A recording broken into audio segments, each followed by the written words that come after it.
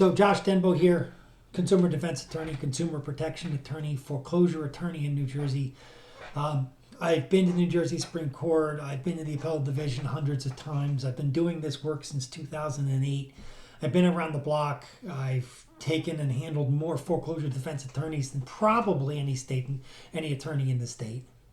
I don't know how you'd actually test that, but I'm up there if I'm not the top. I've been to the appellate division hundreds of times.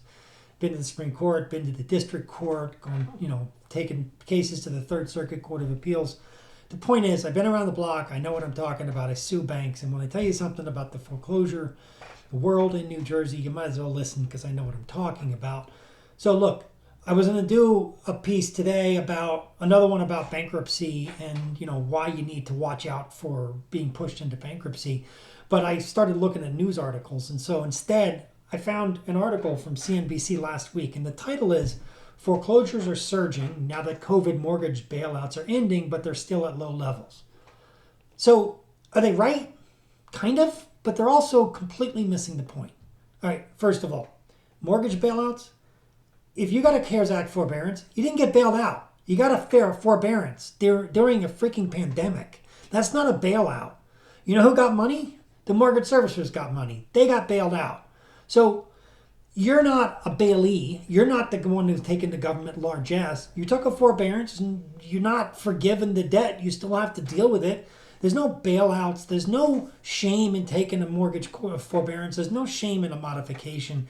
I hate these news articles that seem to put the blame on the consumer when the blame belongs on the banks and the mortgage servicers and, of course, the pandemic. All right, so let's blame COVID again, just like everybody else. But the point is, yes, they're surging and still at low levels. How can that be? It's because they started at zero. Basically at zero. And they picked up a little bit. What's going to happen next? January 2, for reasons I explained in the different video, is going to pick up a big pace by the end of the first quarter, which is the end of March 2022. We're going to be roaring. How roaring in New Jersey? Well, let's put it this way. 2012, we had about 75,000. That's not a joke. 75,000 foreclosure complaints filed in that calendar year. 2019, which was a good economic year, we had 19,000. 2020, we had like 6.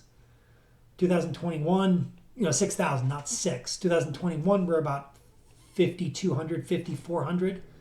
So the backlog for these last 2 years, as people have fallen behind because of COVID, it's bigger than 75,000 a year. I don't know if the system is going to be able to pick up the speed enough to file as many as they like. I know that they won't be able to do that. How many we're going to hit at a rate of, I don't even know. It's going to be hundreds of thousands at least over the next 3 or 4 years. So they're surging, kind of. They're going to go crazy January 2 through the end of 2024. And I said 2024. I said it here on October 25th, 2021. We're not going to be through this foreclosure crunch until 2024 at the earliest. So get ready. We're going to see a lot of stuff out there. And I'm going to link this news article in the description below, even though I think that the title is really stupid. All right? So that's the piece today. I might do the bankruptcy one later again just because I need to talk about that some more because people are getting pushed into bankruptcy way too much.